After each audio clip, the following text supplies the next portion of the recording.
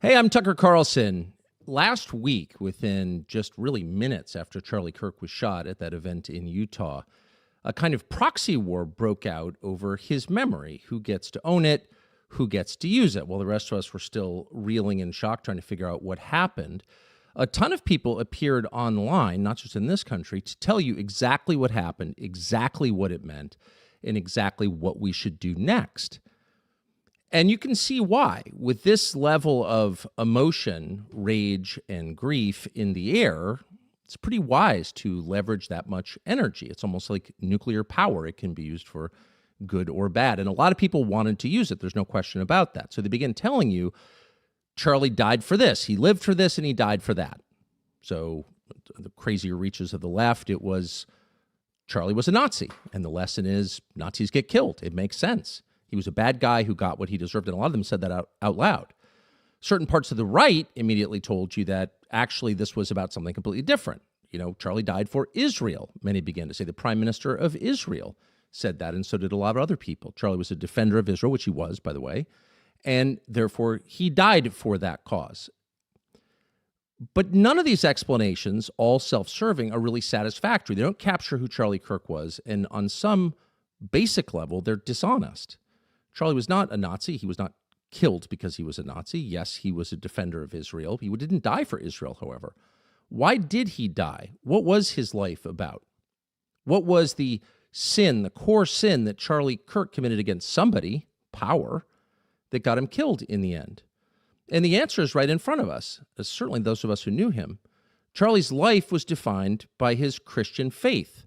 Not his spirituality, but his belief in Jesus, his life as a Christian. And everything in his life flowed from those beliefs. Everything he did, said, and believed came from the fact that he was, above all, a Christian. And that is and was, and in fact has always been, deeply provocative and offensive to the rest of the world. And why is that? It's worth thinking about it for just a second. Christianity doesn't seem like the kind of religion that would provoke people to anger and violence. In fact, it seems just the opposite. It's the world's most profoundly nonviolent religion, maybe the world's only truly nonviolent religion, a religion based on a man who Christians believe was also God, who, as he was being led away to be tortured to death on made-up charges, scolded one of his disciples for fighting back. This is a religion committed to love above all, and to living in peace and harmony, truly. It's a universalist religion that believes that every person has a shot at heaven. It's not exclusionary at all. And so you would think it would make sense that if you're a government or if you're in power, that you'd want a lot of Christians living in your country, because they're not going to cause massive problems. Not a lot of sincere Christians are fomenting insurrection at any given moment. Pretty much none, most of the time. They're tidy, they get married, they love their children, they pay their taxes, they're commanded to pay their taxes. So why wouldn't you want a nation full of Christians? Why wouldn't you encourage this religious belief, even if it wasn't yours? Why would you hate it? Well, there are a couple of reasons. There are a couple of things about Christianity, and these were evident throughout Charlie's public life, that are deeply provocative to the people in power. And the first is the insistence that Christianity comes with inherently that you are not God. You are not God, and neither are your leaders. God is God, and all of us stand before him in the end to be judged, and all of us will be found lacking. Christians believe the only way to heaven is through Jesus. That's the only way. But all of us, whether we believe in Jesus or not, are fallen. We are sinners. We are less than we ought to be. We are not gods, and neither are the people who lead us. And this has a lot of implications. The first being, if you're not God, you don't get to do whatever you want. There are limits. There are rules that you didn't write that you have to abide by. That's not a judgment. That's a statement of fact. Some call it natural law. It's been the basis of every functioning society since the beginning of time. But the basis of our society is the Christian understanding of justice, which flows from that belief. You are not God. God is. He writes the most basic rules. You abide by them. Period. That's the basis of our law. That's the basis of Western law. And that is a threat, a challenge to people who would ignore the limits on their behavior, very much including our leaders and very much including the most powerful people in our society, whether they're elected or not. Nobody wants to be told you're not allowed to do something, and Christianity inherently tells people that. It doesn't judge them, it just states it clearly. No, you do not have the power to kill except possibly in self-defense, but you can't just go killing people. And you can't go killing people because, and this is the second thing about Christianity that tends to set the teeth of the powerful on edge, Christianity insists that every human being is created by God, every single one. And that means that every human being has a soul, a distinct, unique soul created by God. It is, once again, the only true universalist faith there is. And the New Testament is the story of this, an underread collection of books. That is not the story of the Old Testament. It is very much the story of the New Testament. In the New Testament, all people are God's chosen, every single one. And the story itself makes that point. The founder of most Christian churches in the early Near East was a former Pharisee, a Jew who was in charge of killing Christians until he famously met Jesus on the road to Damascus. His name was Saul. It became Paul, and he is the most prolific author in the New Testament and the basis of a lot of Christian theology. And his life tells the story. People can change no matter what they look like, no matter what they previously believed, no matter where they're from, no matter what language they speak, because they are created by God. And every person, every single person, whether you like them or their relatives or the way they look or not, has that chance because all were created by God and all were loved by God. That is the basis of Christianity. That's the Christian story. And so a sincere Christian proceeds with that belief. There is no tribalism in Christianity. There is no identity politics. It's the opposite. You may prefer to be with people who look like you. That's fine. But God doesn't prefer to be with people who look like you. God prefers to be with all people because he created all people. He's the God of the universe, not just of the people you like. And that, again, has massive implications for the way that sincere Christians live and for the way that Charlie Kirk lived his life. And the first is, if other people have souls, if they, like you, were created by God, then they have freedom of conscience. You can tell them what they ought to think, but you can't make them. You can tell them what they ought to say, but you can't force them. Christianity does not convert by the sword. It can't. It requires free will, and it requires free will because it respects the individual conscience emanating from the distinct soul of every human being. And that is why in the West, which is based on Christianity, our civilization is a Christian civilization, tattered though it currently is, collective punishment, hurting people for the sins of their relatives, is unthinkable. It's a crime because each person will stand alone as he was made before God. And every person is equal before God, fundamentally. Doesn't mean each person is equal in his ability. It doesn't mean each person is equal in the choices he makes. Of course not. But it means that every person is a human being with a divine spark inside. That is the core assumption of Christianity. And it was obvious when you watch Charlie Kirk that he believed that. Charlie's been famously quoted for the last couple of days saying he abhors anti-Semitism. That is absolutely right. And he did. He said that in public, and he said it very often in private. He meant it, too. But he abhorred racism and bigotry on the basis of genetics of all kinds because he was a Christian. And he believed that God created each person. Now, why is this a problem for temporal authorities? Why is it a problem for the people in power? Because once again, it circumscribes what they can do. It sets a limit on their powers. If God created each person, including the infuriating, annoying, disastrously wrong person I'm talking to, then I can't force him to repeat my creed.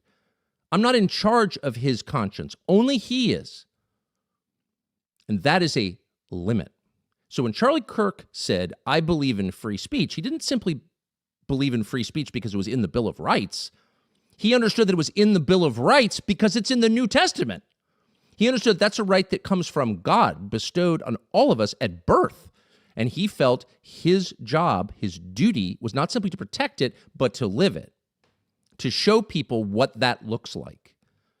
And I just want to play, of the many clips we could play of Charlie Kirk on college campuses, he spent his whole life worn out most of the time, And as an older man, I often said to him, how the hell do you get on plane after plane after plane? But he felt an evangelical duty, small e evangelical duty to do it, to get out there and talk to people. Why? Not simply to build a coalition or get this or that person elected, but because he believed as a Christian that convincing people voluntarily with words, in the beginning was the Word, and the Word was with God, and the Word was God. So the Gospel of John begins. Words are the key to winning people's minds and their souls. And he really meant this. He wasn't just repeating the words. He meant it. And it was obvious in the way that he interacted with people who disagreed with him and people who hated him. Here's one clip that tells part of the story. Would you want someone who is not necessarily stable or ready to bring a child into this world and provide that child the life it deserves? Would you want them to still bring that child into this world? Without a doubt. Every life has a moral obligation to be able to live. If I can't give that child the life it deserves, why am I bringing it to... Got it. No, this will be my last question. I want you to think about it. If a single mom has two 2-year-olds, twins, and she wakes up one day and says, I can't do it anymore, I can't give them the life they deserve. But that's just not the circumstance. Hold on. Should she be able to take out a shotgun and kill both those kids? No. Of course not, because you think that would be objectionable. That's why I think it's objectionable to eliminate 2 babies that are 6 weeks old, because they're morally the same thing. One just happens to be bigger. One just happens to be older. One just happens to be outside of the womb. They're both human beings. And you have something in you that says, no way is it okay to kill a 2-year-old. That's called your soul talking. You have something in you that tells you the truth. You can call it instinct if you like. Charlie Kirk referred to it as the soul. But both mean the same thing. You have the spark of the divine, God's spark, inside you, and it reacts, it hums, it vibrates like a tuning fork. And you know, on a basic animal level, like your dog knows, when something is wrong. You can feel it.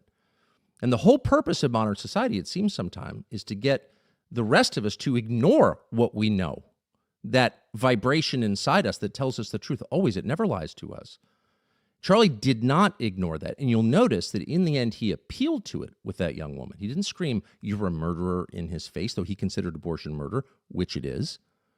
He felt that deeply. This wasn't a performance. He wasn't, another nonprofit phony in D.C., feigning outrage about something. He really believed that taking innocent life was wrong, in the womb or in crowded cities, anywhere. He thought it was wrong because his faith tells him it's wrong and because his conscience confirms that belief. And so does yours, and so did hers. So did all of ours. We know when something is wrong. And the people above us shouted us, no, really, there's an explanation for it. That's just your superego barking at you. No. You know in your heart, deep inside, what every person has known, and that is the murder of innocence is a crime. It's a moral crime. And that girl knew it. And in the end, that was Charlie's appeal. Listen to that divine spark inside you. Listen to your soul speak to you. Turn off the music, get off the drugs, push the distractions, which it's hard to believe aren't actually designed to crowd out that humming inside us. And be still for a moment and accept what you already know, what you were born knowing. Listen to that. Only someone who appreciates the person he's speaking to as an actual human being could speak that way. Notice how rare that is. It's been noted in the past couple of days, Charlie was a free speech champion. Absolutely he was, and I pray that that's his legacy. But I also think it's important to explain why that mattered to him. It was not abstract in any sense. It was central. It was the core. Because consider what it means if you don't respect free speech, which is another way of saying free conscience, the right of other people to make up their own minds about the basic questions of what is right or wrong and to express their views on those issues. If you don't acknowledge the right of other people to do that, and if you take steps to prevent them from doing that, what are you really saying? You're really saying, I don't think you have a soul. I think you're a meat puppet I can control. I think you're an animal, maybe sub-animal. You're a slave. You're a person to whom I can dictate belief. I don't acknowledge that you have the right to come to your own conclusion is another way of saying I don't acknowledge that you're a human being. It's dark. There's nothing darker than that. And trust me, they believe it. the ones who've thought about it. And there are a lot of those. But for a lot of people, particularly those who are just repeating what they think they should say or responding to the momentary rage of the moment, they just throw stuff out. And we've got to hope that the Attorney General of the United States, Pam Bondi, is in that category. She said this just yesterday. Watch. There's free speech, and then there's hate speech. And there is no place, especially now, especially after what happened to Charlie, in our society. There's free speech, and then there's hate speech. This is the Attorney General of the United States, the Chief Law Enforcement Officer of the United States, telling you that there is this other category called hate speech. And of course, the implication is that's a crime. There's almost no sentence that Charlie Kirk, and I'm not running the risk of appropriating his memory for my own ends by saying this, it's provable. There's no sentence that Charlie Kirk would have objected to more than that. And you've got to think the Attorney General didn't think it through and was not attempting to desecrate the memory of the person she was purporting to celebrate, that she just threw that out there, that she hadn't thought about it. You hope that. You hope that Charlie Kirk's death won't be used by a group we now call bad actors to create a society that was the opposite of the one he worked to build. You hope that. You hope that a year from now, the turmoil we're seeing in the aftermath of his murder won't be leveraged to bring hate speech laws to this country. And trust me, if it is, if that does happen, there is never a more justified moment for civil disobedience than that, ever. And there never will be. Because if they can tell you what to say, they're telling you what to think. There is nothing they can't do to you because they don't consider you human. They don't believe you have a soul. A human being with a soul, a free man, has a right to say what he believes, not to hurt other people, but to express his views. And by the way, that thinking, and not to pile on the Attorney General, who's a very nice person, but that thinking that she just articulated on camera there is exactly what got us to a place where some huge and horrifying percentage of young people think it's okay to shoot people you disagree with, to kill Nazis for saying things they don't like. Why do they believe that? How did we get here? Is it the video games? Is it the SSRIs? Yeah, probably. But what it really is 12 and then 16 years of indoctrination in our schools at the hands of people who tell them that, who say exactly what the Attorney General just said. Well, there's free speech, which of course we all acknowledge is important, so important. But then there's this thing called hate speech. Hate speech, of course, is any speech that the people in power hate, but they don't define it that way. They define it as speech that hurts people, speech that is tantamount to violence. And we punish violence, don't we? Of course we do. They've been taught that every year of their lives. And so naturally, most of them believe it. So when Charlie Kirk is shot in the throat with a .30-06 on camera, I doubt very many young Americans want to see something like that or actually applaud the death of a man, a father, a husband. But they've been told for their entire lives in schools exactly what Pam Bondi just told them. Well, there's free speech, but then there's also hate speech, and woe to those who engage in it because it's a crime. That's a lie. And it's a lie that denies the humanity of the people you're telling it about. And so any attempt to impose hate speech laws in this country, and trust me, there are a lot of people who would like them. There are a lot of people who'd like to codify their own beliefs by punishing those under the U.S. Code who disagree with their beliefs. Any attempt to do that is a denial of the humanity of American citizens and cannot be allowed under any circumstances. That's got to be the red line. Because again, when they can do that, what can't they do? And this is something, by the way, that Charlie thought about a lot and that I had occasion to talk to him about a lot. And I really don't want to make any of this about me because it has nothing to do with me. But I did have reason to have these conversations with Charlie a lot, many, many times over the past 3 or 4 months. And this began at an event that he held in Florida in July, the TPUSA MFest event, Turning Point event. I often go. I always have the best time. I always see Charlie ahead of time. We have a cup of coffee in a hotel room. We talk about what's going on. In addition to being, of course, a conservative advocate, he was also a conservative organizer and a coalition builder, and he was very involved in politics in a way that I'm not, so it was interesting as hell. But it was also a way to learn what young people are thinking about, talking about, because he was on college campuses all the time, and what is the state of a couple of big debates that are happening within the Republican coalition, particularly around foreign policy. And Charlie's views on foreign policy, which I think are fairly well known now, a lot of people lying about them, were evolving, but had really evolved. And who knows why he reached the conclusions he did. I think his Christian faith informed them mostly. It was also the experience of talking to young people, and his views were very much like theirs. He believed that the war on terror had been a net loss for the United States, and it caused incalculable damage, not just economic and physical damage, but spiritual damage to the United States. It was bad. We got nothing out of it. We were only hurt. And he didn't want to see that again, and he felt very strongly about that. And, of course, I agreed. And so before that speech that I gave in July, we had a conversation about this backstage right before I went on.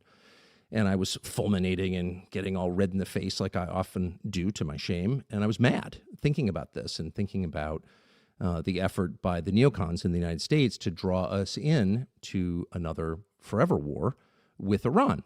Not a defense of Iran, of course. It's merely an acknowledgement that we've done this before.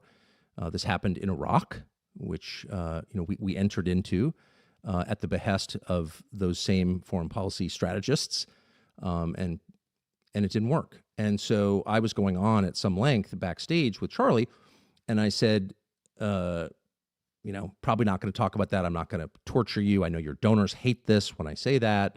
And also Epstein was in the news, and it was clear to me that, Epstein's probably not like a Mossad agent or something, but Epstein clearly had contact with Israeli intelligence and American intelligence and French intelligence, but the only one you're not allowed to talk about is Israeli intelligence. But it seemed true to me, and I had done some work on that. I knew a bunch of people pretty close to that story, so I thought that. And I said that to Charlie, and I said, but I'm not going to say that because I don't want to make your donors mad. I know it's just going to be like an endless flurry of text telling you to stop or you're going to lose a bunch of funding. And he looked at me, I'll never forget it, and said, go all the way. Do it. Go all the way. I said, man, a lot of things I can talk about. I don't need to talk about that. And he said, do it. So I did it. By the way, I think that conversation, he had a mic on, and so did I. It probably exists somewhere on somebody's server, but that's, I think, a faithful rendition of what he said. And by the way, I'm not trying to blame him for my remarks. You can agree or disagree with those remarks, but I'm saying this only because I was shocked and sickened by the reaction of the ghoulish and really repulsive reaction of the Prime Minister of Israel, Benjamin Netanyahu, to Charlie's death. Basically made it all about him and all about his country, immediately trying to take the energy, the sadness, the grief that people felt over Charlie's murder and redirect it towards support for whatever project he's involved in. And by the way, Benjamin Netanyahu is not the same as the nation of Israel at all. Bibi is despised by many people in Israel, and if you know people who live there, you know that that's true.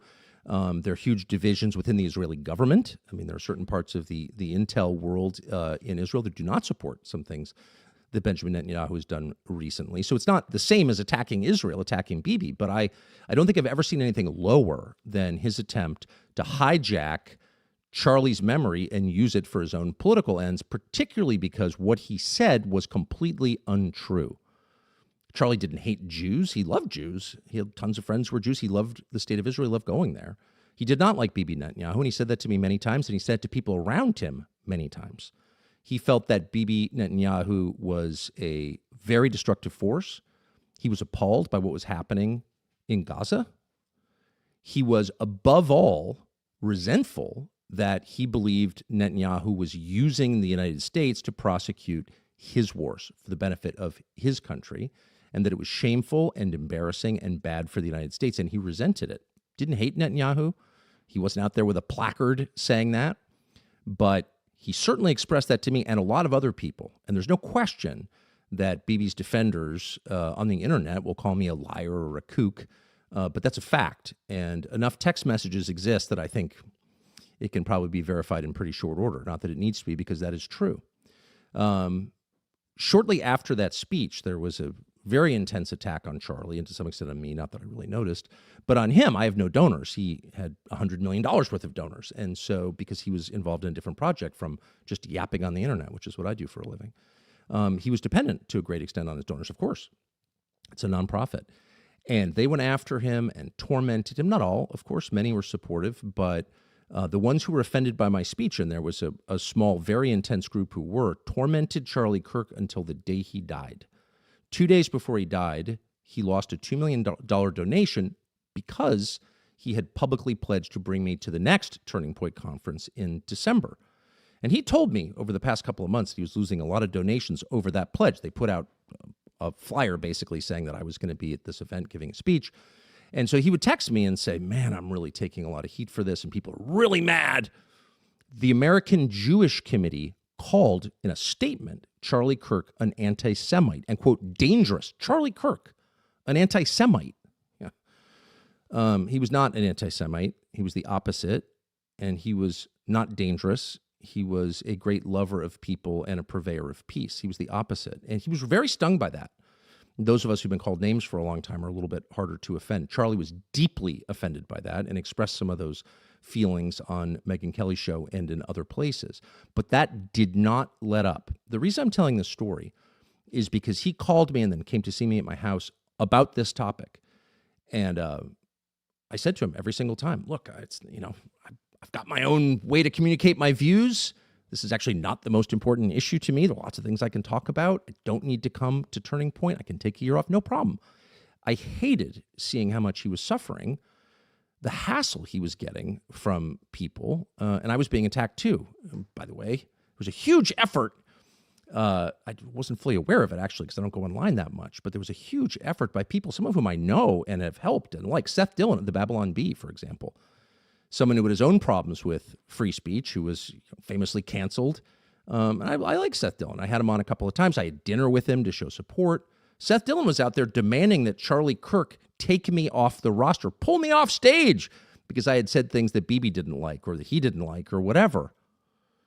Shocking that someone whose whole persona is wrapped up in the idea that we all get to speak, and if you don't like it, make a more compelling case, that person and many others like him were advocating for me getting pulled off the stage because they don't like what I'm saying.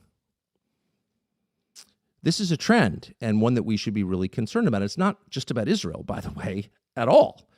The trend is really simple. People with power don't want to hear disagreement. They don't want to be challenged, ever. That's why we have free speech, to acknowledge that even those of us or people with less power still have a right to talk because they're human beings.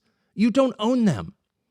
So time after time, Charlie would call me or come to see me and let me know, wow, or show me text messages. These people are really mad that you're speaking. And I would always have the same thought, like, I feel pretty moderate, actually. I've never been an Israel hater. Obviously, I'm not an anti-Semite. I just don't want more wars, and I don't want a foreign country humiliating my country and telling us what our laws have to be. I mean, this seems like pretty basic America First stuff, and he would say, I totally agree with you, but they want you off the stage. And I would always say, no problem. And he would say, no, it's important. It's a matter of principle. I want you to be there. Great. By the way, I'm not accusing anyone of being involved in that murder. I'm not trying to mutter darkly or imply anything. There's a lot we don't know about who murdered Charlie and why, but I don't know, and I'm not going to pretend that I do.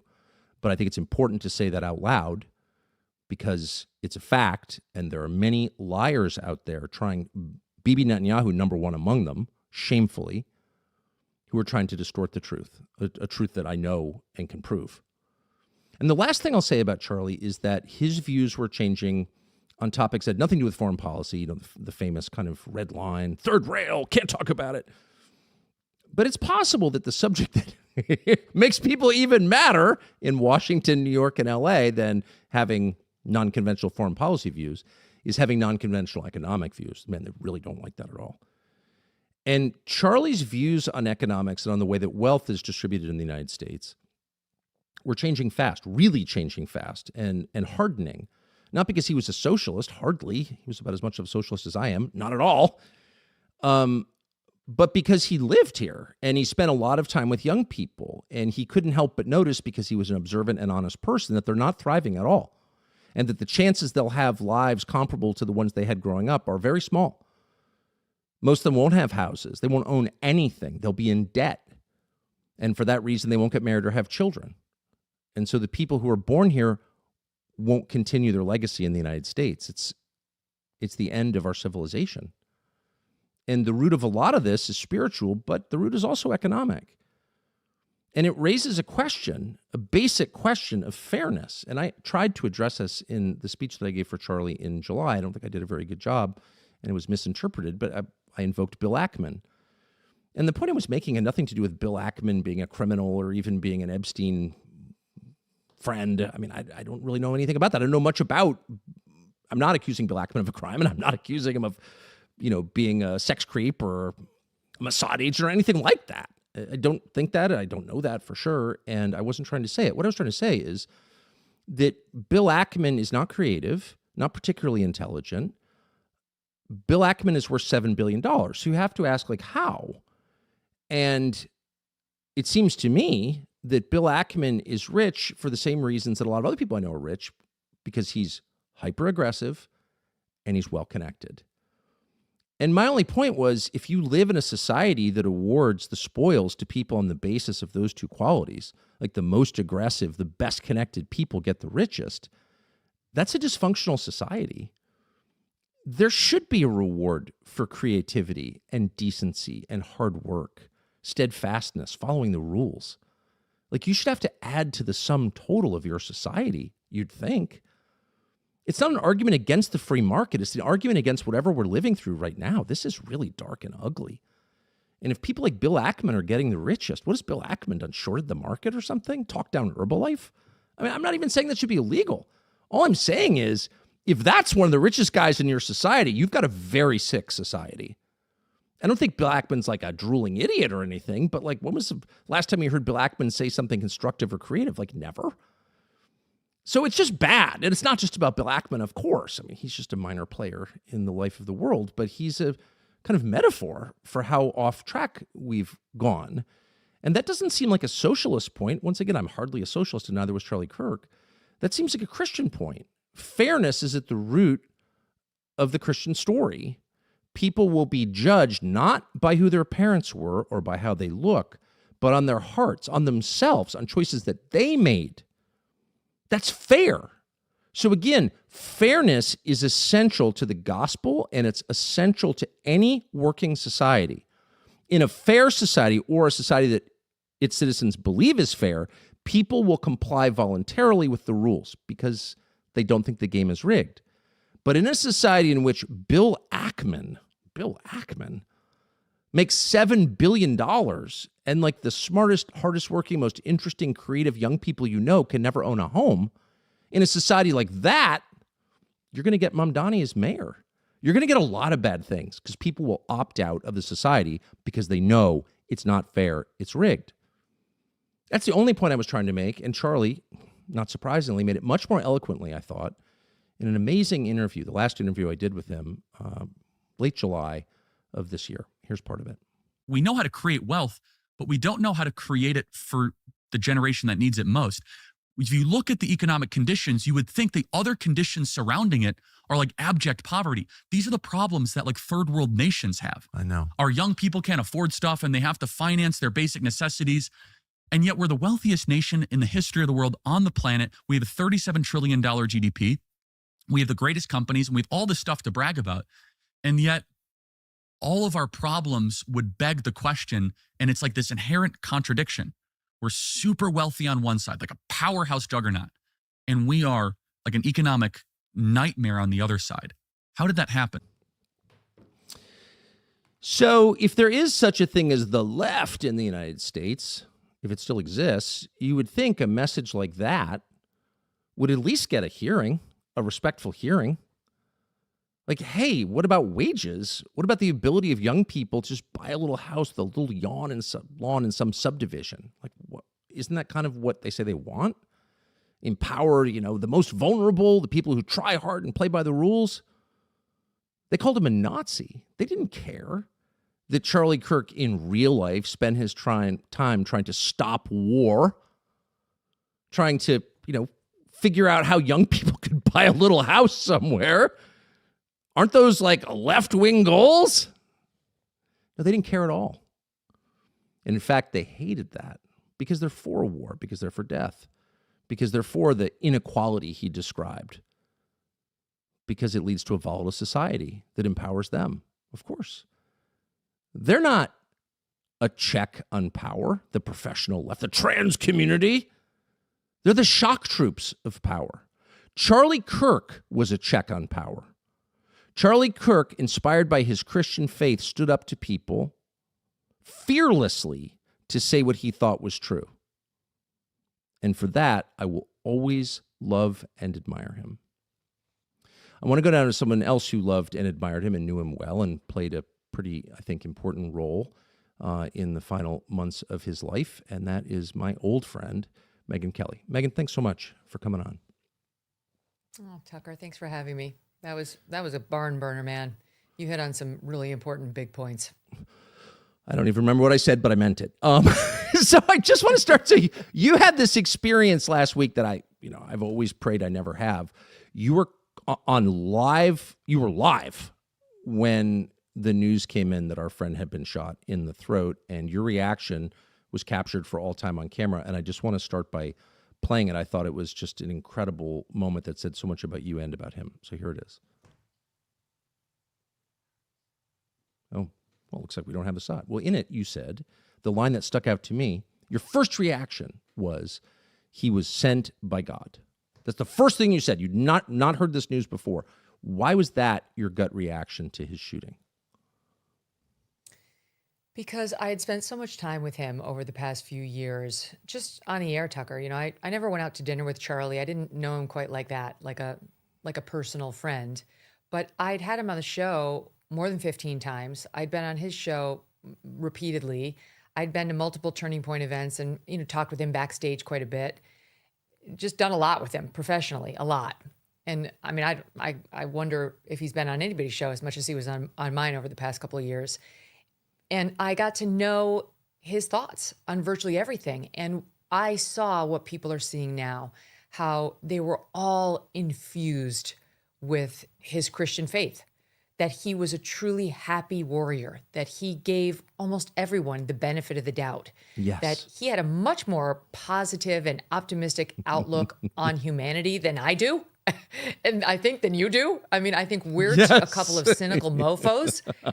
And Charlie wasn't. Charlie was like an angel.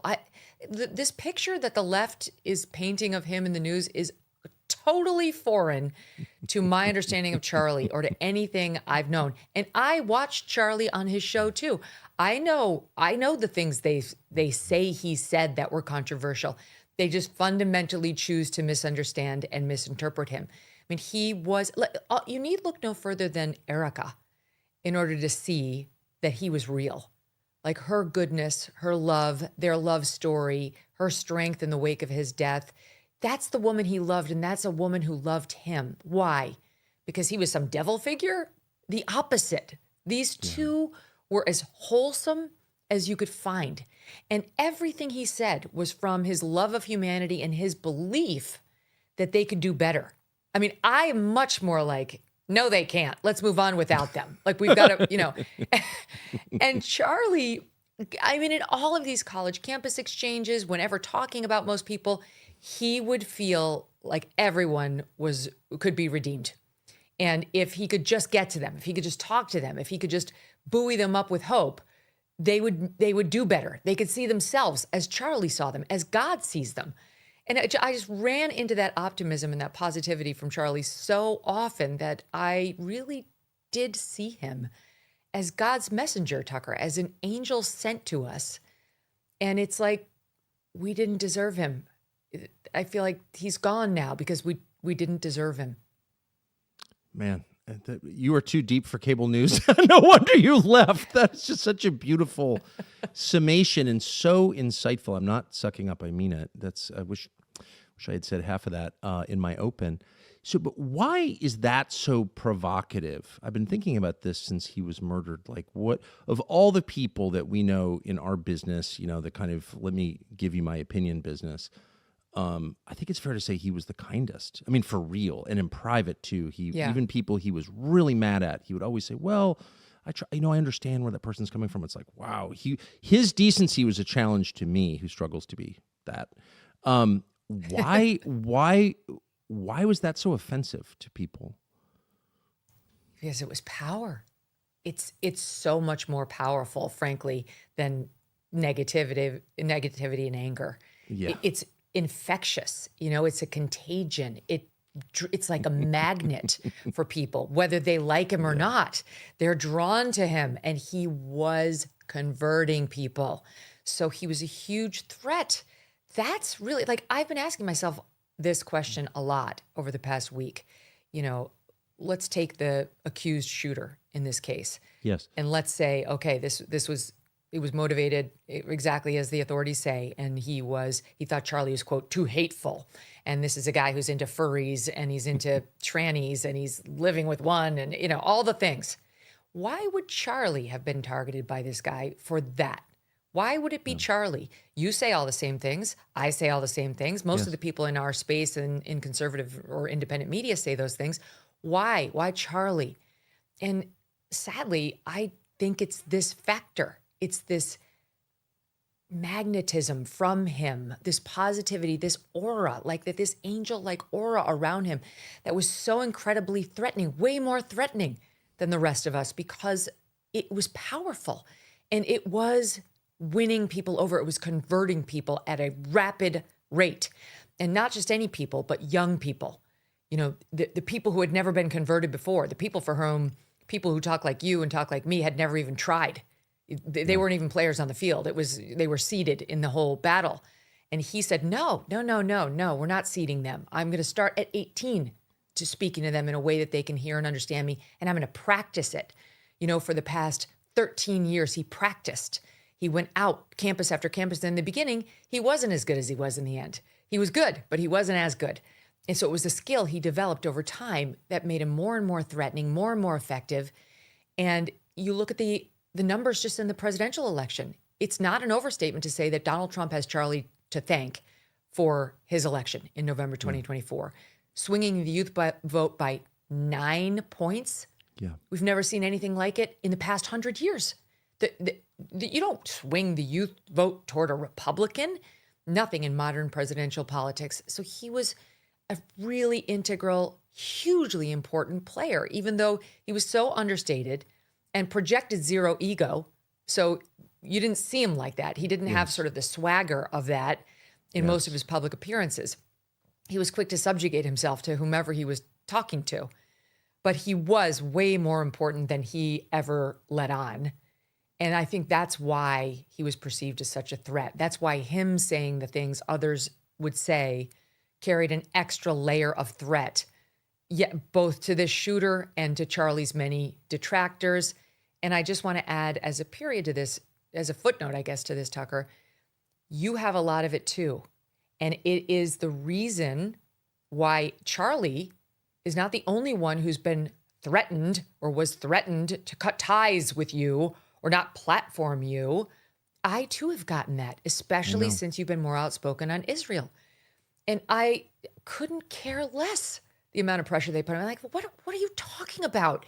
Yeah. This is madness. Why would you want to silence such a powerful, important voice just because you disagree with them on one subject, one on which we've all watched you sincerely evolve as you grapple with principles you've been espousing for years, like America First, like what's happening to Christians, like what's best for us and our kids here? How do I keep them safe? That's my number one priority.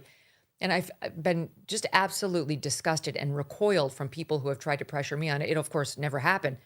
But I know from speaking to Charlie, he felt it too. You've heard it from Charlie that he felt, and there is a layer here of nefarious pressure to have certain narratives go only one way. Yes. That must be called out and must be fought. Well, I should have said in my open that when Charlie was denounced as anti-Semitic and, quote, dangerous by the American Jewish Committee, you were too. That was a press release. I don't know if you've ever even seen it. And I just remember when I read that at the time thinking, okay, these are like two of the most pro-Israel, basically pro-Israel people like on the internet. I don't understand. So maybe we should have this offline, but let's just have it now. I don't get that. Why would you attack? There are definitely people who hate Israel. who are not anti-Semites. There are people who hate Right. Israel who are anti-Semites. There's a whole range. And then there are like people who have like, religious reasons for wanting to blow up Israel. Those are all threats. Why would they be attacking you and Charlie? And honestly, I feel like me. I mean, what is that? Why attack people who are pretty reasonable, who don't want to get into a fight on the topic, who just want to like have their country thrive? Why denounce them as dangerous anti-Semites? What is that? And let me just underscore for your audience what I had said. I mean, the sum total of what I had said when they started coming for me, just to show the absurdity of this. I had said on Piers Morgan that Israel was losing the PR war, that they had lost the Democrats and the independents and were starting to lose the Republican Party in America, and it was time to wrap it up, which was a quote from Donald Trump, who had said it a year earlier when he was still a candidate. Time to wrap it up. That's what I said about Israel. And then at Turning Point at the Student Action Summit with Charlie, we talked all about Epstein in my appearance there. It was all about Pam Bondi, frankly. Right. And we talked about whether he might possibly be an asset for someone. And I said he might be. And Israel, would make sense to me. Didn't know, but that's one of the things we should consider and look at.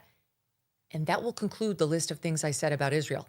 That after 2 years of going on the air and defending them every week, turned some weird crowd into, she's an anti-Semite. So, I mean, F these people, because it's a lie. It was even more of a lie about Charlie, who had said even less than me. He had said nothing, like absolutely nothing. And they use those terms about him because he was on the other side of me when we had that discussion, and because he hosted you, and because he had the nerve to invite Dave Smith in a debate, because he allowed one side to be represented, and he had the Israel side fully represented too. So this was just such an unfair accusation. And I don't know why these very ardent advocates don't accept friendship when you offer it, when you've proven that you are genuinely a friend. I've said openly, Tucker, I don't want to debate. I'm on their side. There's no reason to put somebody on the show so they can convince me that Israel's right. I'm on their side. I agree with that. But in response to those comments, and then ultimately having Marjorie Taylor Greene on, where we criticized AIPAC. I mean, who defends a lobbyist group? They treated me like I was Mehdi Hassan. Not everybody, but like the loudest Israel defenders. And to turn around and call Charlie Kirk an anti-Semite is such a disgusting smear. And you're right, he's young. He was young and wasn't used to being attacked like that by people who supported him and people whose donations are actually really important to the ongoing existence of his organization. And it took a lot for him to say no to them. And it took a lot for him to be honest about the fact that his opinions had evolved. And let's face it, Charlie was like an unofficial spokesperson for the youth of America, in particular conservative youth. And I don't know if people have checked, but they no longer support Israel. And everybody under 30 is against Israel. Charlie was 31. And so as a friend, he's saying to them, and same way I, as a friend, am saying, I am telling you, you've lost Dems, independents, and you're starting to lose Republicans. You need to wrap it up. You've had a 2-year long leash. I know you want your hostages back, but this cannot go on until you have every hostage back. It's just not going to, you're going to lose every friend you have. And that's what he was saying, because that's what he was hearing from his constituency. And so what he did to them was brave and noble to the donors who were very, very pro-Israel. It was brave and it was noble. He did not deserve to be smeared over it. And look, I like you, have zero belief that this had anything to do with his death, but it's part of the larger narrative that you're making, that he was a truth teller, that he was a fearless truth teller, and that there were a lot of pockets when he turned to them and said those truths that grew extremely uncomfortable. And whether it was some too online, disgusting, messed up 22-year-old in Utah, or somebody who couldn't stand his messaging that was very frank around race or around Islam, whatever. Take your pick. He said the hard truths on all of these things. I think a lot of people have to have a really ugly conversation with themselves now in the wake of his death about whether they added to the hate surrounding him. And for Benjamin Netanyahu really tormented Charlie. We talked about it many times. He tormented Charlie, and his advocates tormented Charlie. For him to run around saying that Charlie died for Israel is just too much. It's just disgusting. And as his friend, I feel morally bound to say that. That statement was Disgusting. of line. No, I agree with you. And I never talk about Bibi Netanyahu. I don't really, No. I don't think much about him. I just don't. I had the opportunity to interview him a couple months ago and I declined. I'm just not, no, I just don't want to. I didn't want to platform him. I didn't actually, frankly, want to do all the work that I would have to do to sufficiently interview him in a way that would be, tough, as I do when I have any foreign leader in my crosshairs. Yeah. I just wasn't interested. Whatever. For him to do what he did was wrong. It was a moral wrong to sit out there and read part of Charlie's letter and try to have the final say on Charlie's pronunciations about Israel. And he knew that they weren't the full story. And he's a foreign leader. He's not an American leader. So how dare he? At best, you come out there, you say, I'm so sorry for this loss. My prayers to his family. That's it. He was out of line, Tucker. And I, as not even a Netanyahu critic, saw it very clearly and talked about it today on the show, too. Can I ask you about next steps? I'm always wary of people who I just want to ask you about two issues. One are hate speech laws, which I'm paranoid about, but I think we should be. And two is the effort by one person in Congress, Marjorie Taylor Greene, to get the federal government to ban sex changes for children. And she can't seem to get that done.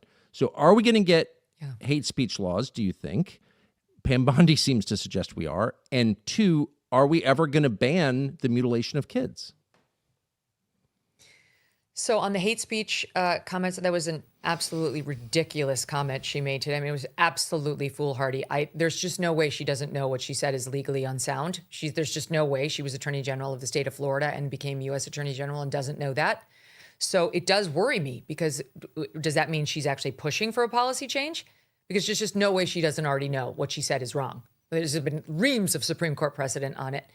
And she knows that. So is this about policy change? She tried to wiggle off of her original point as the day went on, as incoming came almost universally from the right, that she had said something very, very wrong constitutionally and vile as a moral principle. And we've been fighting against this for decades on the right. Like, what is she saying? She sounded like a Merrick Garland. She sounded like an Attorney General Kamala Harris would have put in place. And so she tried to pivot off of it as the day went on and tried to make it smaller into, no, all I'm saying is violent threats, criminal threats are going to be punished. Well, yes and no. It depends on the threat. There's actually only a sliver of threats that is actionable under the law. So you're getting closer, but you're not quite there. You're giving, again, still too wide a berth to attacking free speech. But yeah, it is true that certain threats, true threats, can be ruled unconstitutional. You could go after somebody. So she does worry me. Yeah. And, I'm not, Trump was asked about it and he kind of made a funny joke about it, going after the ABC news interviewer who asked him the question. But I think Trump will see that there's so much resistance to this on the right that he won't let her do that. He won't let her push for it. He won't let the Republicans do it. I just have to think Trump reads his base better than she does. Yeah, I agree with that. And speaking of reading your base, and I've got to think the president's for this. I don't know why Speaker Mike Johnson has held it up, but I mean, we don't let kids get tattoos or smoke cigarettes, but we do let ghoulish doctors who are getting money for doing it mutilate children. Like, why can't Marjorie Taylor Greene get a hearing on this legislation? I don't understand it. I don't know. I don't know the answer to that. I mean, like this, they chalk this up to, it's a spending resolution. We're just going to continue, the spending that's in place until, right? It's like, okay, you're funding mutilations of children. And not just the mutilations that are done with surgeries. You're funding with these, puberty blockers into cross-sex hormones, sterilization of minors who cannot possibly consent to that. And not just sterilization, but actually the end of all potential for sexual pleasure. How does a 12-year-old understand that he's sacrificing that with your weird experiments on him? It is truly a moral scourge, what we're doing to our children. And I'm sorry to say, I don't have a lot of faith that that's going to get a ban at the federal level, which means it'll be left to the states, which means if you live in a blue state, it's go, have at it. Go ahead and mutilate children and sterilize them and deprive them of sexual pleasure because it makes you feel good. It's not dissimilar to the left saying Trump shouldn't add additional law enforcement. They shouldn't accept additional law enforcement where he wants to send it because it's racist to let black people live. It's racist to let them live in peace, to not be carjacked in these inner cities, which are predominantly African-American. That's what the left is telling us, that it's racist for Trump to send those troops or even volunteer. And they're saying the same, that what's good for children, what's kind, what's, the honorable thing to do is to let deranged parents chop off children's healthy body parts and sterilize them, because that's what an evolved person would do. And so that's another thing that this angel sent to us would speak very frankly about and threaten all these people who have a constituency, whether it's someone with a last name Pritzker, who actually has money invested in the transing of children. That governor's cousin is one of the big funders of all these school pushes on the trans issue, or somebody who just gets a Jones out of saying they're, going to open the prisons and let Black people not get arrested for the crimes because they just think that's beneficial, I guess, somehow to other Black people who are usually their victims. Never mind the race of the victim. It's not beneficial to any of us. In any event, I don't have hope on that front. We're going to keep fighting. But if they don't ban it at the federal level, which I don't think they're going to, we're never going to get all 50 states to ban it. I think it'd be worth reading a daily roll call of the people standing in the way of that, because that's the kind of crime that historians will reel in horror that we allowed. I think your remarks about Charlie at the beginning were like some of the wisest I've ever heard, and I'm actually going to look at the tape because I was so impressed by what you said and moved by it. So Megyn Kelly, thank you for taking time late at night to do this. I appreciate it. Great to be with you, as always. Thank you. All right. Well, we have someone joining us now who are just really, really grateful to have. Someone who has been famous for decades for a different skill, and in the last 10 years has really emerged as a consistent voice of wisdom online. And never interviewed him before, but really happy to, I don't think. Scott Adams joins us now. Scott, thanks very much for doing that. Thanks for having me, Tucker. Yeah. We talked once before, quite a few years ago. And it was on Fox News, and I've just erased that whole part of my brain. It's like CTE or something. That's I can't really remember what I did there. I think I'm ashamed of some of it. But anyway, tell us what you think the lesson of Charlie Kirk's life and death are. Like, what strikes you immediately? Well, one of the big questions is, how did somebody get to that place where it seemed perfectly reasonable for them to get a gun and shoot a living human being? Yes. And some people know in your audience that I'm also a hypnotist. I'm a trained hypnotist. And so I tend to look at these situations through that filter. And through that filter, you can see a really clear cause and effect. Starting around, let's say 2016, there was wall-to-wall Hitler, Nazis, 24 hours. Before that, there had been other Republicans who had been accused of being Hitler. But I think that everybody treated it like hyperbole. It's just, it's a political insult, and it's the most common one, so you don't take it too seriously. Yes. But imagine being a young kid and growing up when the news, the people in nice clothing would go on TV, and they would say, in all seriousness, he's basically Hitler, the Nazis are coming. And you would create a mass hysteria. Now, a mass hysteria would be worse than TDS or Trump derangement syndrome, because that would be sort of what happens to an individual, that could have TDS. But if you have a lot of people who have TDS and they start talking to each other, pretty soon you've got a mass hysteria. And the mass hysteria created this, what I call a Hitlerian bubble, meaning that a lot of people are living in what they think is a reality that is just completely Hitlerized. They see Hitler everywhere, and they see it in Trump, they see it in his lieutenants. And this is different. So this is not like what we've seen before. All it takes to completely brainwash somebody to believe ridiculous things, even things that their observations should tell them are not true. All you need is people in good suits whose job makes them seem credible to say day after day, it's the repetition that matters, Hitler, Hitler, Hitler. And you convince people that they're living in a hellscape and they better do something about it. So the main thing I saw was that. And once the bubble is formed, it's hard to get out. You can't talk people out of it. There's no amount of information that will change their mind. Cognitive dissonance will kick in if you show them a counterexample. And the weird thing about Charlie, who I'd never met, by the way, I didn't have the pleasure. The weird thing is that when I started hearing all the accusations, and there were a lot of them, I said to myself, well, I'll bet some of these might be a little bit true.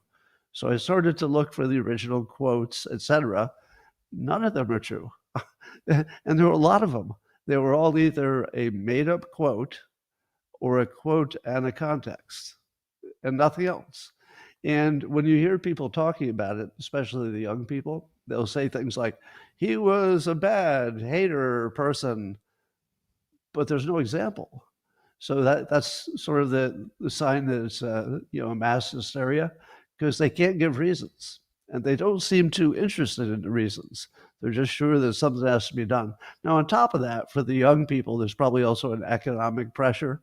They might feel that life doesn't have a positive path. So that might be playing into this a little bit as well.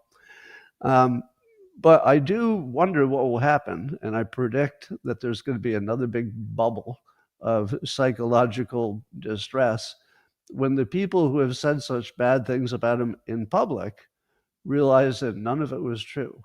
Because over time, it looks like he's going to be talked about so much that we'll finally have a complete body of information about him so we can understand them. And it won't happen to most people. Most people will just have cognitive dissonance. They'll still believe he was, Hitler Jr. But there will be some people, not a big percentage, who are going to realize that they did something so shameful that it will haunt them for the rest of their lives. That they were part of saying something terrible about one of the best people that we've witnessed. I mean, he genuinely was a high character person, and you could see it in everything he did. So there's something big coming up. Yeah. But then another thing that happened that was fascinating to me, because I didn't expect it, which was the Democrats have always had what I'd call a machine, which is that since they worked with the media, they had the media in their pocket, you would see it happen when they'd have some, all right, our message this week are these words, and then everybody would say the same words, and then the media would just pump it out. So it was like this big, well-functioning machine, and then they had the NGOs and all the funding tricks, etc. But when Charlie Kirk died, you could almost feel this massive energy being released.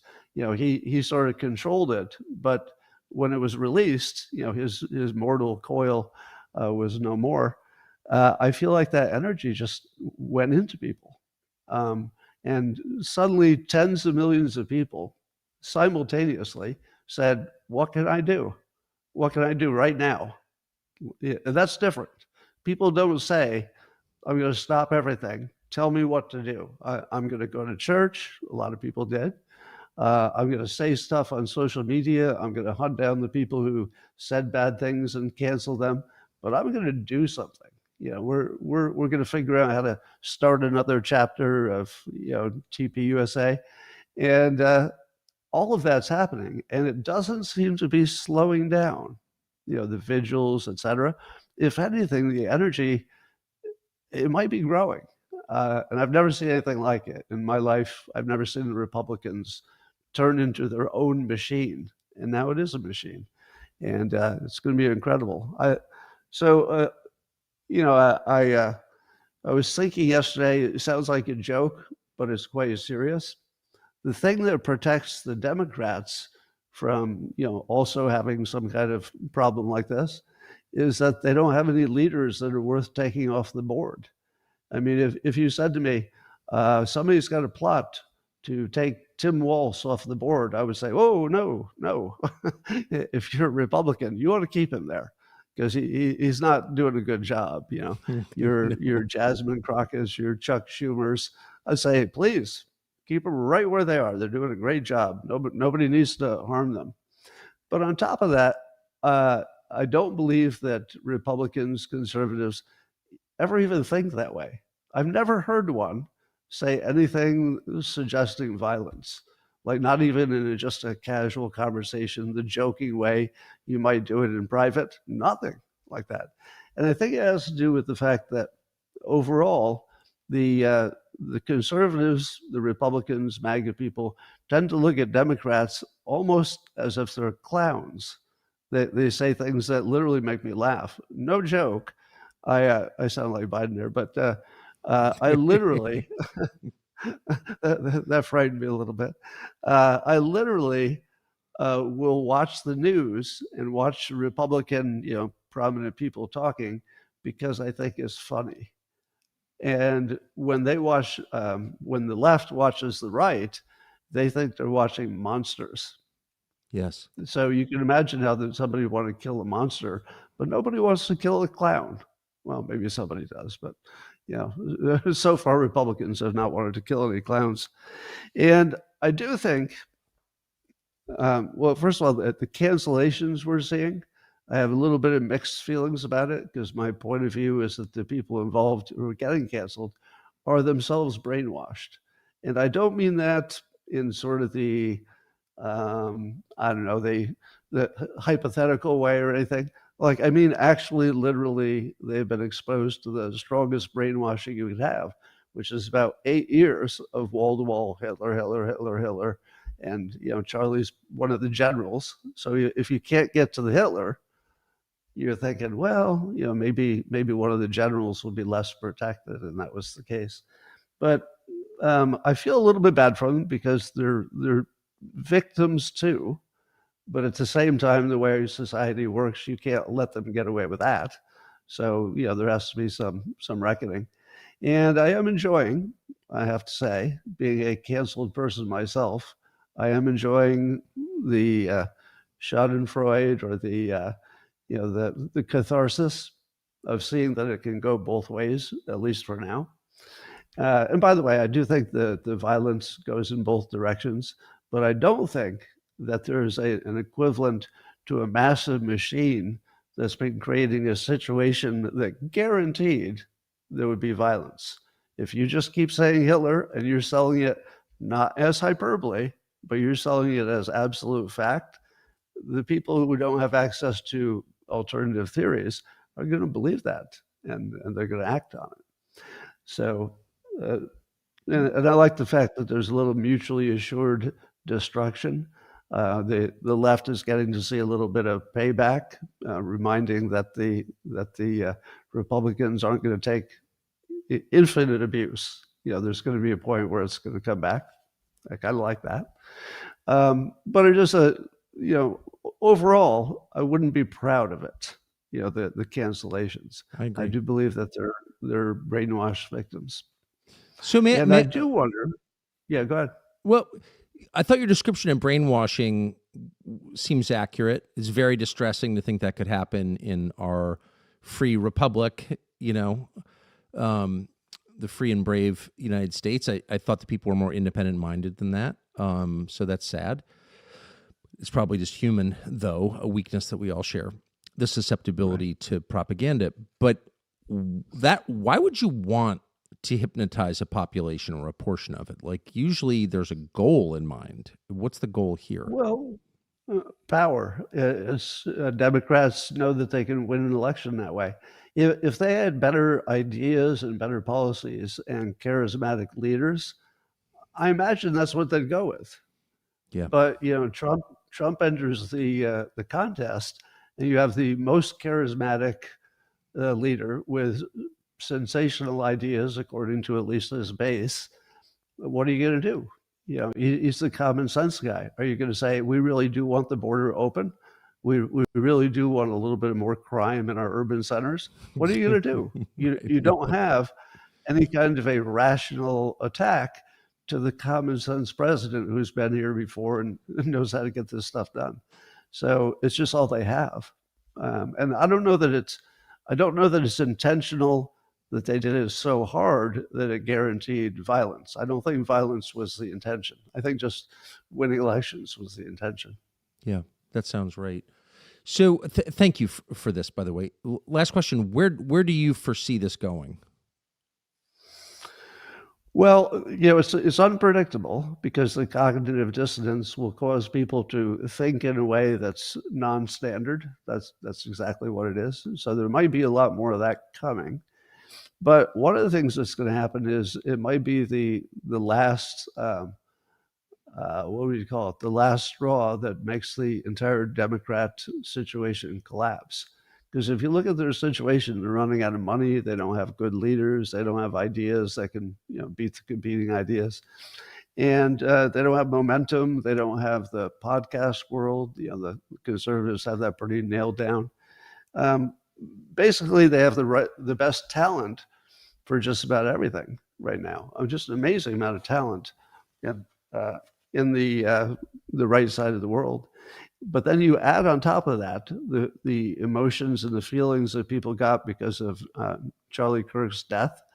And that was probably the only thing missing was no matter what, I'm going to get to the voting booth. You could have a hurricane and conservatives are going to crawl through glass to get to the voting booth. So I suspect we will see a number of votes from the Republicans like we've never seen before. It could be sensational. Scott Adams, I really am grateful that you took time to do this. You look great. Thank you very much. Godspeed. Thanks, Tucker. Thanks. I got a text earlier today from someone I sort of know saying, Cenk Uygur, why is he on your show? The Young Turks guy? Isn't this a tribute to Charlie Kirk? Why would you have some screamy lefty on your show? Well, precisely because Charlie Kirk's life work was speaking with, not just to, but with people he disagreed with vehemently. I thought that our next guest, who's run the Young Turks for probably almost 20 years now, I think, he can correct me if I'm wrong, who is one of the most visible daily broadcasters on the left, the fact that he had this kind of amazing exchange with Charlie Kirk, well, a couple of them, but one pretty recently, I thought it'd be worth hearing what he thought. So it is with pride that we announced our next guest. Thank you, Cenk, for coming on. No problem, Tucker. Thanks for having me on. I think it's important that we have a moment like this where we try to bring the country together. Amen. I so strongly agree.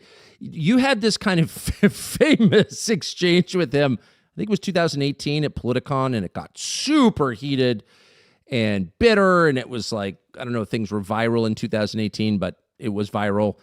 And then you came back to a TPUSA event, and I was amazed and impressed, both that he invited you and that you came. And you still disagreed on some things, but it was, the tone was completely different. Can you explain that? And better and great, I thought. Yeah. So first of all, in 2018, that was the Politicon that I debated you. Okay. Sorry. We got along pretty well, as I remember. We did. And Charlie was debating my nephew, Hassan, Hassan Piker. But I couldn't help myself because that's who I am. And in the middle of their debate, I said something to Charlie when I wasn't on stage. I was in the crowd. And he yelled at me, "I live like a capitalist every day, Cenk." And then by the way, some people then thought that it was a racial slur. No, that was just my name. He was just slightly mispronouncing it. So then actually something happened in between that moment and Turning Point USA, America Fest. So we were at the RNC in 2024, and Charlie came by at our booth and said, "Hey, do you guys want to talk?" And we were a little bit taken aback by that. We were really surprised by it. And Anna and I, Anna Kasparian is my co-host on the Young Turks, yes, talked it over and said, yeah, we would like to talk. And so he came on the show. And so we had our disagreements. So it's interesting that you have me on here, partly for the reasons that, your friend texted you about. Oh, well, that's strange, right? Left and right. And so I don't agree with everything that you, Megyn, and Scott said about Charlie. I'm sure. Right. But I think that's what makes it more interesting. So the willingness to talk to us, even though we were so entrenched on different sides. Right. And so then when we started the conversation, what wound up happening, it surprised us. So did we still have our disagreements about the black pilot line, this, that, and other thing? Of course we did, right?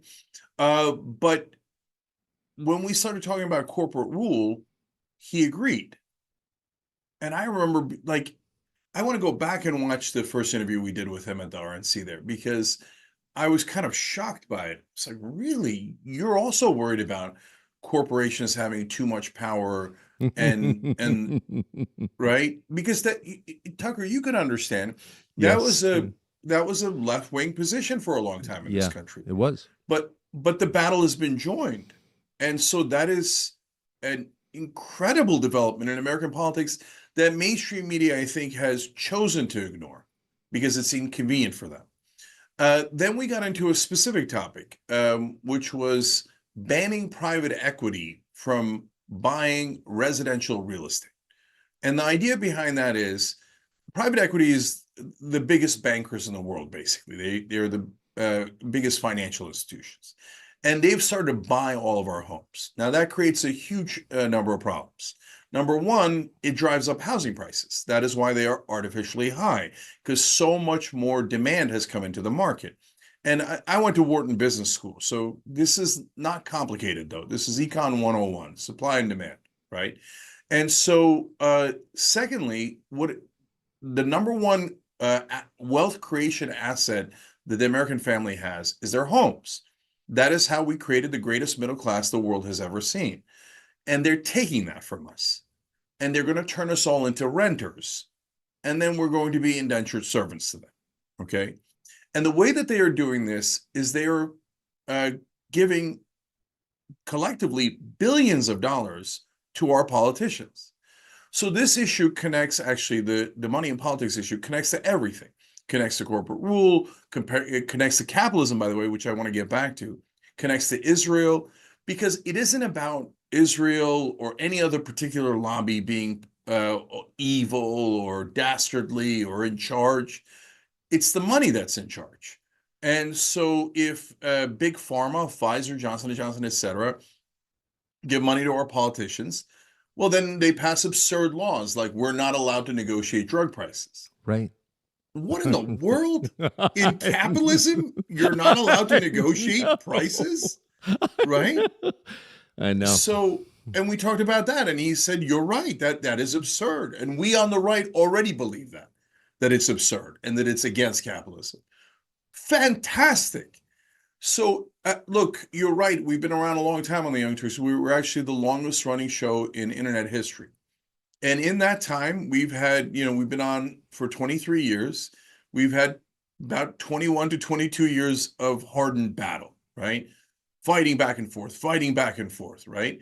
And as anybody who's seen me online knows, I can get emotional. I can get passionate. Yeah. And I'm not a wilting flower. I fight back for sure, right? So what was amazing, though, was all of a sudden I didn't have to fight back. That on those issues, not every issue, and not on all the culture wars, but on these economic issues, we have begun to agree. And why? Because the average guy is getting screwed. Yes. Period. It doesn't matter if you're on the left or the right. You're both going to get screwed.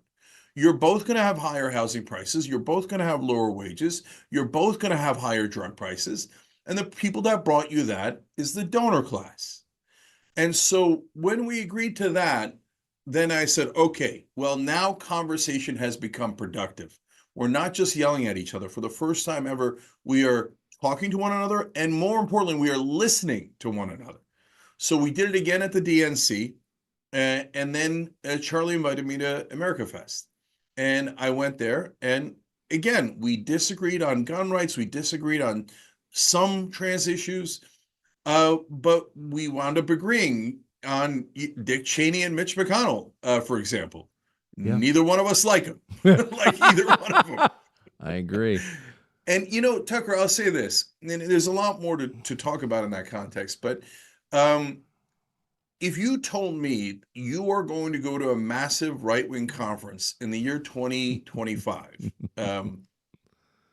and what's going to happen is the crowd in unison is going to boo Dick Cheney. If you told me that when we first started the Young Turks and we're railing against Dick Cheney, don't go into Iraq, don't go into Iraq, Cheney's lying, right? And people are yelling back, support the troops, you're for Saddam and all this stuff. If you told me, oh, don't worry, in 20 some odd years, that crowd will be booing Dick Cheney. And that crowd will be booing Mitch McConnell because they realize that the corporate class, the donor class is in charge and they hate it. I would have said, oh my God, that must be a beautiful day in America. Well, so this is what I admire about you. You're totally sincere about your principles. Like you almost don't care who's agreeing with you. You believe in the idea, the principle. So you're willing to make common cause with people you don't agree with on everything. You're not partisan. And the second thing I just want to say it out loud is that Young Turks, whatever you think of your politics, has had a stated commitment to nonviolence from the very beginning, and you mean it. And I just want to say that for people who don't know that, and I want to thank you for that because I think it's really important. And anyway, but so let me ask you, how were you treated at AmFest, at Charlie's event? Yeah. By the way, thank you for saying that, Tucker. And the principle of nonviolence extends through everything.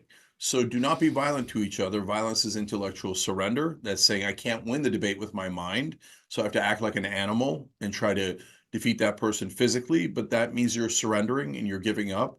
It's the most immoral thing you could do. It's also the weakest thing you could do. Yes, I agree. But that's not just on an individual level. That's also on a societal level. So when we go to war, that is in a sense weakness, saying we could not use our minds to resolve this issue. We could not resolve this issue as fellow human beings. So now we're going to kill each other. Yes. So that is why we're anti-war, and that is why one of the most encouraging developments of my life is how anti-war the right-wing movement has become. So that another great day in America. So it's still plenty of things we disagree on. Yes. But agreeing on anti-war, agreeing on how the donor class is robbing both of us blind, I mean, those are huge developments, right? So now, how was I treated at AmFest? I got to be honest with you. And so the reason why I preface it by saying I got to be honest with you is because sometimes when we go and talk to the right wing, and as you say, we haven't moved on a thing, right? So folks come to us, and I have a simple principle: take the win. Okay, take the win. Exactly. Like, so, okay, now you agree with me that anti-war is the right position. Is my correct answer that I still hate you? No, that is not the correct answer. Right. The correct answer is, oh, thank God. All right, exactly. Great. Right. And now we'll work on the next thing and the next thing and the next thing. But for now, at least we had no agreements before. Now we have a number of really important agreements. So, but nevertheless, I had my share of critics on the left. You're platforming it. Yeah. I went to his conference. I wasn't platforming him. He was platforming me. Right. Yeah. And second of all, stop with all the nonsense talk of platforming people. Okay. Yeah, I agree. Just listen to one another. Talk to one another. That's not a bad thing. That's a good thing. Oh, but what if you disagree? And of course you're going to disagree. It's America. We're free. We have no two human beings are the same. Of course we're going to disagree on some issues. So if you can't handle that, then you can't handle politics, you can't handle media, you can't handle America, right? So, okay, so with that giant preface, I'll say the people there, honestly, were universally wonderful. So they were. And so you could say, oh, well, that means Jenkson with the right wing. No, I'm just telling you what happened. If they were jerks, I would tell you that they were jerks, but they weren't. Okay. And I've got to say, like, this cancel culture, it's not exclusively left wing. No, I know. Tell me about it. I mean, the efforts that some people made to keep me from speaking at the next TPUSA thing, people I agree with on a lot of things, by the way. I don't disagree with Seth Dillon on everything, Mr. Free Speech guy trying to cancel me. But I was like shocked by it. Like they really hassled Charlie and just drove him to really fret and drove him to anxiety over this. Oh, no. That impulse is a human impulse, and we need to resist it. Yeah, so I love what you guys said about hate speech and how it's unacceptable to pass laws on It's that. not acceptable. Yeah, under no circumstances. So, and this is what I say on that topic. So, Charlie said some things about Islam that, having grown up Muslim, I'm atheist now, but my family's Muslim, my background's Muslim, I'm proud of it. He said some things about Islam that I was not a fan of, right? To say the least. I bet. So you know what I did in return? I made my case. So what? Right? Like, why is it so debilitating if someone says something that you find offensive? I've said things that I'm sure others have found offensive. You have, Charlie has, Megyn has. So what? Then you say something back. Okay? We don't cancel, we don't kill, and killing is the most extreme form of cancel culture. So I despise cancel culture, and I have the honor of having been canceled by almost every part of the political spectrum. I know. So, man, that was really inspiring. And I'm going to text back the person who texted me and say, "Did you watch that?"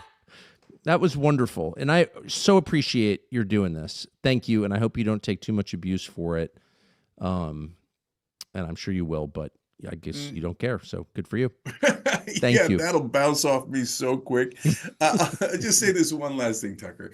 Yes. I mean, the idea of making laws against hate speech in honor of Charlie Kirk. No, I know. Okay, that's like if I passed away and they're like, in honor of Cenk, we're all going to go on a diet. Tell me about it. Or the Tucker Carlson no pizza law. No, I agree. I agree. Come on. That is the opposite of what I've did in my life. And regulating speech is the opposite of what Charlie did in his life. So let's all keep talking to one another. Let's all keep listening to one another, and hopefully use this moment not to create further tragedy, but to begin to end the tragedies. Yeah, I'm proud to agree with that, really, really strongly. So thank you for saying it very much. Thank you, Doug. Great to see you. Thanks. You too.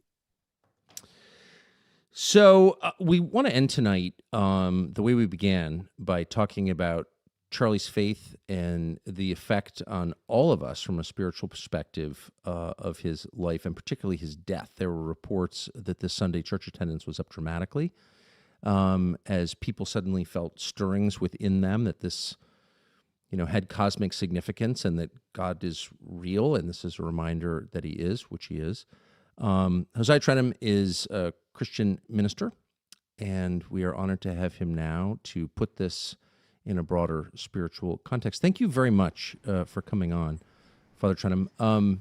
So how would you say we should think about where this goes from here? Like, people seem to have a heightened spiritual awareness in the days after Charlie Kirk's murder. How should we proceed? Well, thanks a lot, Tucker, for having me on. I appreciate your interest and desire to bring a priest into this conversation. I think it's valuable. I would say up front, we should be very careful to make any sort of conclusion from this during this very intense time of mourning. Yes. We Christians have a tradition, 2,000-year-old tradition on how to respond to death, and we take our time. This is day 7. Usually for 40 days, we mourn very, very seriously. In the Orthodox tradition, for instance, when a bishop or a major leader of the church dies, he's not replaced until the 40 days is done.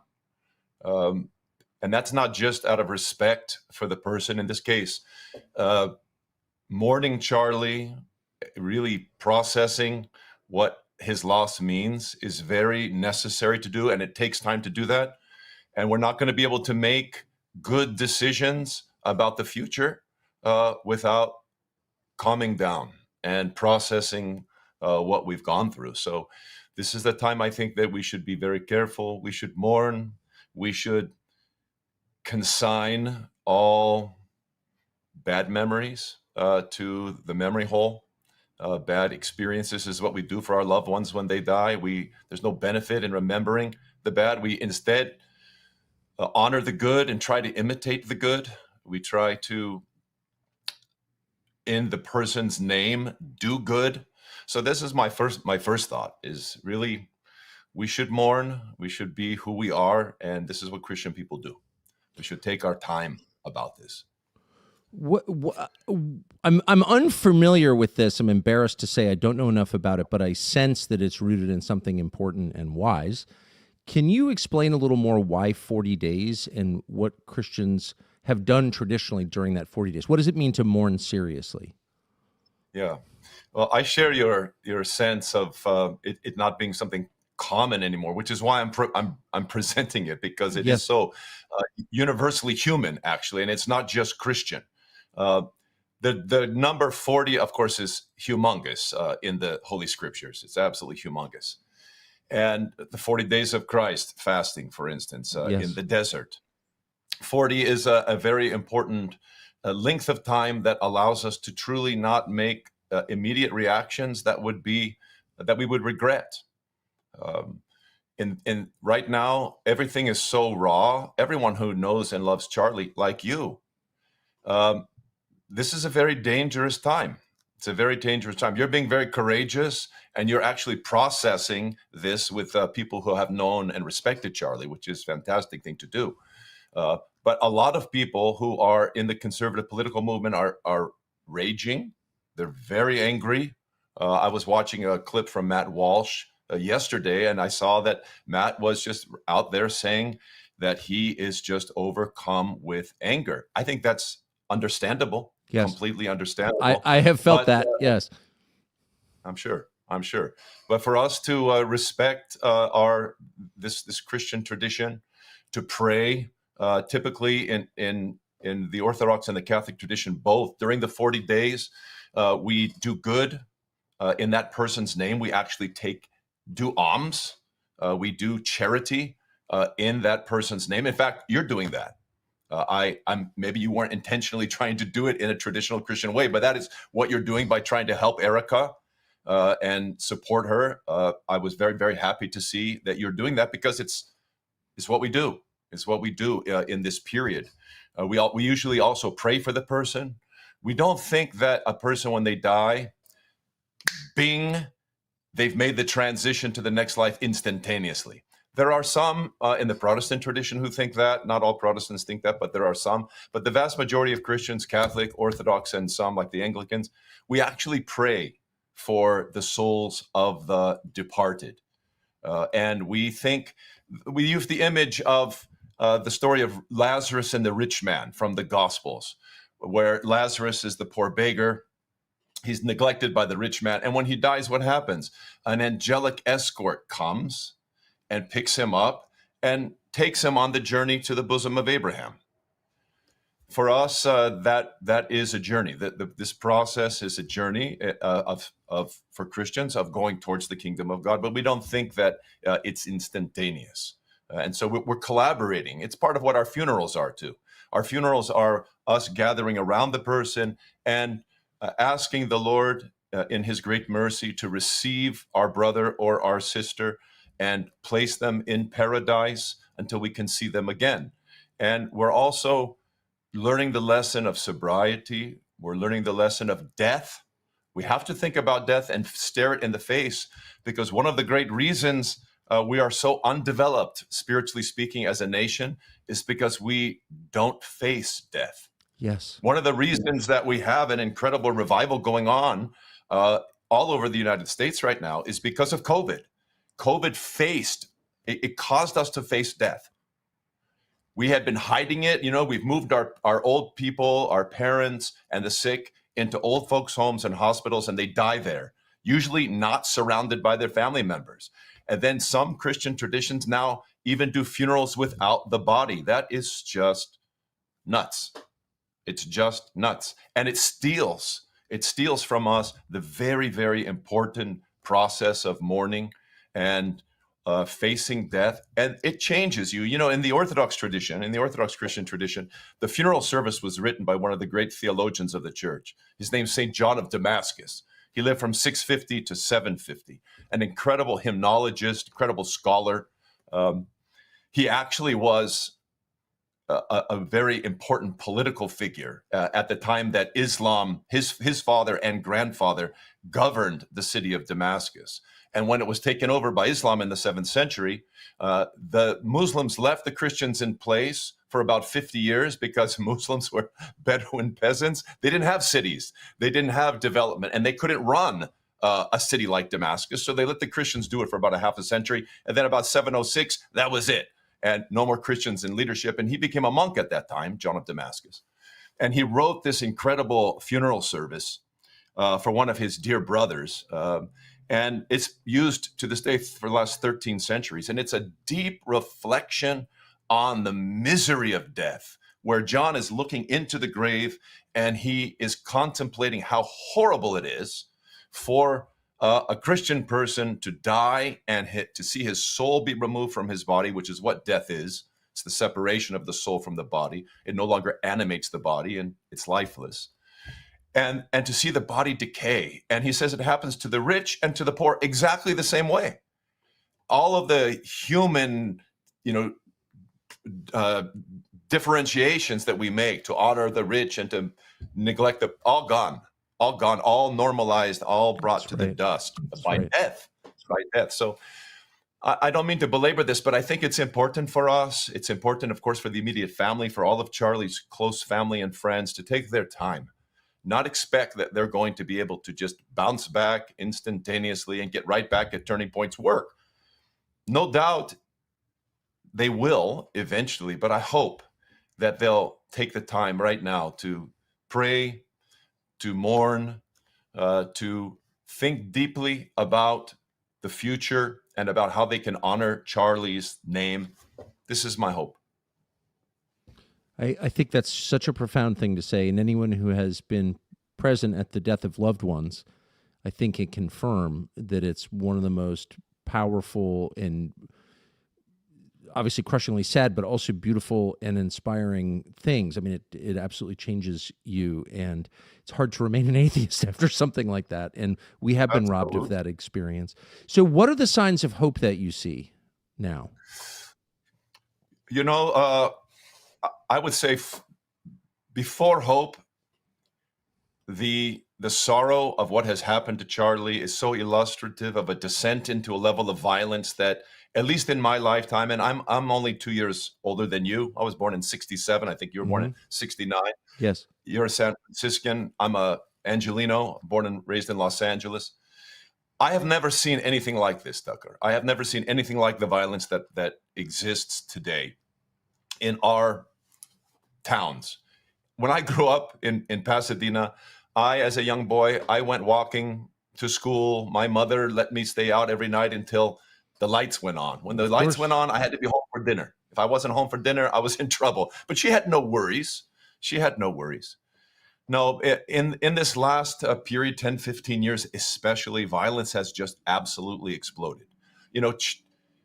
Charlie reposed on the 10th of September. Of course, the next day was the horrible, remembrance of 9/11. He died on 9/10. We have 9/11. This coming December is going to be the 10-year anniversary of the terrible terrorist attack right here in the Inland Empire, just 10 miles from where I am right now, when 14 people were murdered and 22 people wounded by a Pakistani Muslim couple that thought that they would do something for Islam by shooting their co-workers. They were from a mosque 1 mile from me right now. That mosque already had 2 of their members in prison because of terrorist ambitions. My own parish, just 4 months after that, was visited in the middle of a Sunday liturgy by a group of Muslim young men who thought it would be fun to bring bullhorns in the middle of our service and come outside the church and scream Allahu Akbar at our church. And this is, of course, Muslim terrorism. But now we also have this rise of very, very serious leftist violence. And the whole country, I think, is reeling from the assassination attempts on our president and now an attack on Charlie, who wasn't a politician at all.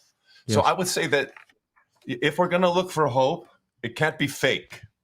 It can't be fake. We have to assess where we are. And violence has as a sin, violence has a very special, serious place. You know, if you read the patriarchal histories in the opening books of the Bible, if you read Genesis, for instance, chapter 6, this is the account of God regretting that he had made the human race. What could the human being have possibly been doing to make God regret having made us? And the consequence, Moses tells us, is that he sent a worldwide universal flood. Yes. Moses articulated the reason God did that and had to start over with Noah. And in fact, he made Noah a second Adam. He gave the same commission to Noah that he gave to Adam: be fruitful and multiply, fill the earth, rule it, and subdue it. Why did he do that? It says because the world had become full of violence. Yes. When you attack another man, you attack God. Because every human being, as you were just saying so beautifully, is made in the image of God. And so to attack a human is a direct divine offense. Violence is extremely serious. I'm not surprised that we have this level of violence in a culture that murders unborn children at the rate that we do and have sustained it for the decades that we have. Yes. Really, is any violence surprising? Do we have hope? That's what you asked me. So forgive me, but that's the background. That is how black it is. Yes. That is how black it is. Do we have hope, and what's the future? I would say that without a belief that God is merciful and that he loves the human race and that there's no sin so great that if we repent of it, he will not send his love and forgiveness. Without that belief, certainly we have no future. The statistics are horrible for our country. We are so captured by an ideology that is hopeless. Atheism, strict secularism, which is running our country now. It is extremely hopeless. Yes. And without a major reconsideration on the part of our people, a return to classic American virtues, a recovery of Christian faith, without that, certainly we're doomed. But we know from Christian history that repentance is possible. And it usually takes, in a national sense, in a personal sense, it's up to us to repent and to believe. In a national sense, it takes leadership that is willing to address the important things at the heart of a national catastrophe. And we have been living through national catastrophe. We have lost our faith in God. All of our institutions have been captured by strict secularism. Our law is godless. Our universities exclude God. Our country has gone down a very, very serious, deep hole. If we're going to get out, if we're going to have hope as a nation, we need leadership in the likes of George Washington. I think our forebears are ashamed. My grandparents and America, they're ashamed at where we are, Tucker, as a nation. Our relationship to faith, our explicit commitment to God, our excluding him from everything that's important in American life. We have to repent. And we need someone. Give us, God, someone like a King David. Give us someone like my patron saint, Josiah, who was the last great king of Israel, who himself lived at a terrible time. His father and his grandfather were both awful kings who had completely apostatized, abandoned the heritage of Israel, led the people to copy the pagan practices of the surrounding nations. And forgive me, we're way worse than pagans. I always tell people, look, don't call the secular nonsense that's going on in America pagan. That's an insult to the pagans. The pagans believed in the divine order. They believed in the gods. Okay, we don't believe that there are gods. There is one God. But the pagans at least knew they were accountable to the divine order. They were accountable to the gods, and that they had to live with respect to the wishes of the gods. To call America, which has no reference, most of our leaders make no reference to God at all. They act as though they are not accountable to God's law. And I think that's far, far worse than paganism and a full-blown insult to pagans to call it pagan. No, unless we have a leader who's going to address this, it needs to be addressed right directly. We need to repent and we need to recover our faith. If we do that, times of refreshing will come from God. We can be changed. A new day can arise, but it's not going to be with a little fix. It's not going to be with a little something here or a little something there. I've never seen, I've been a priest for almost 33 years. I've never seen the radical interest in faith that we're seeing right now. I'll tell you, if I use my parish just as a little example, I have maybe, I don't know, little more than 1,000 active parishioners that are here regularly. And over the years of my ministry, I've catechized, I've instructed and prepared people for baptism, maybe 20, 30, 40, a really great year would be 40 people. I have over 200 people in catechism right now. And this is happening all across the country. People are moving towards God, moving towards faith. If this continues and it translates into lives that are rooted, lives that are where faith is important, where true repentance has happened, where this quest for just biological life as though that's somehow the sum total of value is rejected. If you study the scriptures, there's 3 types of life that are described in scriptures. There's biological life. In Greek, it's called bios, from where we get biological, right? There's the life of the soul. Many Americans don't even know that exists. That's called psyche. It's the life, it's the most noble part of you, right? Even the Greek pagans, to use this again, knew that. The body is like a chariot and the soul is like the charioteer, leading the person in nobility so that the body does virtue. The body does something beautiful, right? If you don't think you have psyche, if you think you're just a body and you don't have a soul, which, by the way, is the worldview of the major tech titans of our country. This is why someone as noble as Elon Musk is becoming would stand up and speak to the protesters in England when they were saying, what can we do? What's our future? And he said, what? He said, technology and AI. I promise you, Tucker, technology is not going to save us. No. It is not going to save us. And to say that is so hopeless. If we are soulless and we have greater technology, then the soulless are going to use that greater technology to oppress us. Of course. We need to affirm what all reasonable human beings in civilized countries, except the modern nuts secular West, if we don't recognize that a human being is more than his body, he has more than bios, more than biological life. He has the life of his soul, psyche, and then there's something that's most important, which is eternal life. Aeonia Zoe, it's called in the scriptures. Eternal life. This is the life of God's kingdom. These are the 3 fundamental lives. 2 of them we have stopped talking about for many decades, and the consequences have been tragic. What a wonderful explanation. Charlie Kirk was very interested in Orthodoxy, as I'm sure you know. He was knowledgeable on it too. I'm not, but I know that. But I'm interested. But he was very interested in it. Were you aware of that? He interviewed a friend of mine, Father John Strickland, who's a very respected Orthodox priest and a Russian scholar who's published extensively on Russian history. And Charlie was very interested in that.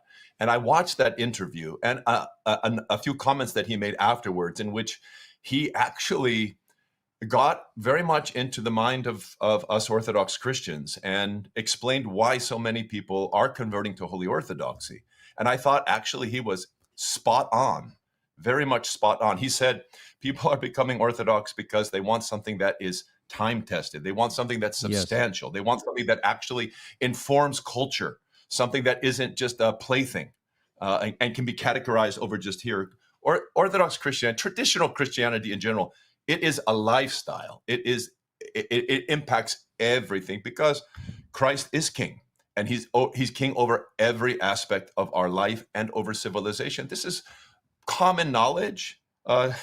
Europe, of course, you take a train through Europe, Every town you go through, you're going to go through a town that has the best land given to the church, and the church is going to be the highest building, because everyone knew if you don't enthrone worship at the center of your community, if you don't make the heavenly attachment to your earthly life, you're robbing yourself of significance, and you're trivializing yourself to just be limited to time. The best thing that can happen in America is that people go to church, root themselves in the one holy Catholic and Apostolic Church, because the river of life comes from the altar out the doors of the church and vivifies society. And do we ever need to be vivified today? Beautiful. Father, thank you. And before you go, I'm gonna spell your name for anyone who's made it to the end of this. I never do this, but I think what you said is so wonderful that I know that people are going to want to follow up. Josiah Trenham, Trenham, senior pastor and director of your church. So I know that people will want to know more about you, and now they can. So thanks very much for joining us. I appreciate it. Keep going, Tucker. Keep going. Thank you very much. Well, we're gonna. And we will keep going. We'll see if this format works. I kind of like it. Thanks a lot for joining us for an hour and 50 minutes. We'll be back soon.